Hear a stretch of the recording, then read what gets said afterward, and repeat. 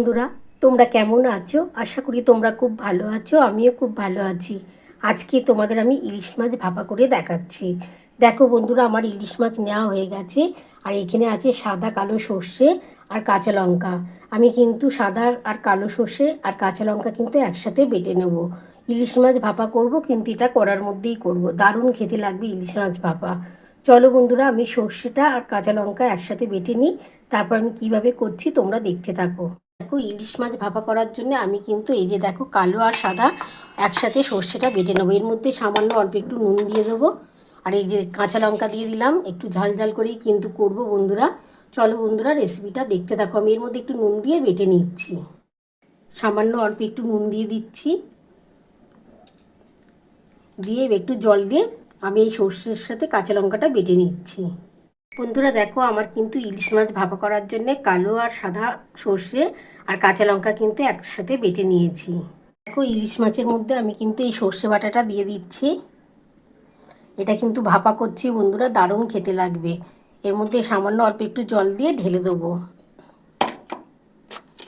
এর মধ্যে এই যে কটা কাঁচা লঙ্কা চিড়ে দিয়ে দিচ্ছি। এবার এর মধ্যে 2 চামচ হলুদ দেবো, আর 1 চামচ নুন দিচ্ছি, আর সামান্য অল্প একটু চিনি আর সর্ষের তেল দিয়ে মাখিয়ে আমি কিন্তু কড়াতে বসিয়ে দেবো। বন্ধুরা দেখো, সর্ষে আর কাঁচা লঙ্কা একসাথে বেটে নিয়েছিলাম, তোমরা তো দেখিয়ে নিয়েছো। 2 রকম সর্ষে আছে, সাদা আর কালো সর্ষে আছে। তার সাথে কাঁচা লঙ্কা বেটে দিয়েছিলাম, আর কটা কাঁচা লঙ্কা চিড়ে দিয়ে দিয়েছি। 1 চামচ নুন দিয়ে দিচ্ছি, আর 2 চামচের মতো হলুদ দেবো। 2 চামচ হলুদ দিয়ে দিলাম। একটু সামান্য চিনি দিয়ে দিচ্ছি, খুবই সামান্যই দিচ্ছি। দেখো বন্ধুরা, খুবই সামান্য চিনি দিয়ে দিলাম, আর সর্ষের তেল দিয়ে দিচ্ছি। একটু সর্ষের তেলের পরিমাণ বেশি দেবে, তাহলে কিন্তু ইলিশ মাছ ভাপাটা খেতে ভালো লাগবে। এবার ভালো করে এটা মাখিয়ে নিচ্ছি, আর যে মশলার জলটা থাকবে সেই জলটা দিয়ে দেবো।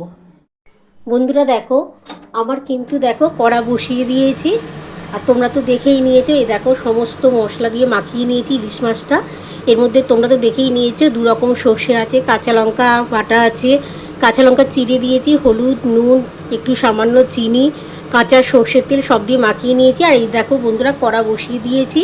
কড়ার মধ্যে এবার এটা সমস্ত মাখিয়ে দিয়েছি, এবার বসিয়ে দিলাম। এই যে কড়ার মধ্যে ঢেলে দিলাম। এবার যে মশলার জলটা আছে সেই জলটা আমি দিয়ে দেবো। এই যে দেখো বন্ধুরা, যে মশলার জলটা আছে এই জলটা দিয়ে দিচ্ছি।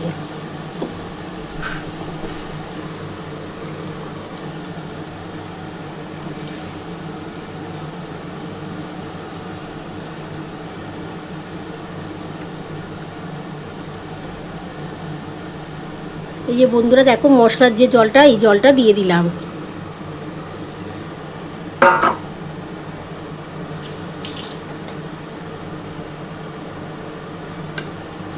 দিয়ে এবার দেখো, আমি কিন্তু সামান্য আর অল্প একটু, খুব বেশি জল দেবো না, দিয়ে আমি ঢাকা দিয়ে দেবো। গ্যাসটা কিন্তু এখন বাড়ানো।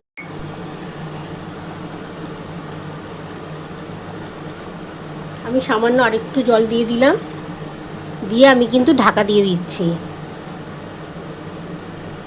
আমি এই যে ঢাকাটা দিয়ে দিলাম, আর গ্যাস কিন্তু আস্তে করে দিলাম। গ্যাস আস্তে করে দিলাম বন্ধুরা। আমি 10 মিনিটের মতন ঢাকা দিয়ে রাখছি, আর গ্যাস আস্তে করে দিচ্ছি। 10 মিনিট পর ফিরে আসছি। বন্ধুরা দেখো, আমি 10 মিনিট পর ফিরে এলাম। ঢাকাটা একটুখানি খুলে দেখি আমার কতটা হলো। গ্যাস দেখো বন্ধুরা, আস্তে করা আছে। দেখো, গ্যাস কিন্তু আস্তে করা আছে। ইলিশ মাছ তো বেশিক্ষণ টাইম লাগে না করতে, খুবই কম টাইমে কিন্তু ইলিশ মাছ ভাপা হয়ে যায়। দেখো বন্ধুরা, আমার কিন্তু ইলিশ মাছটা হয়ে গেছে।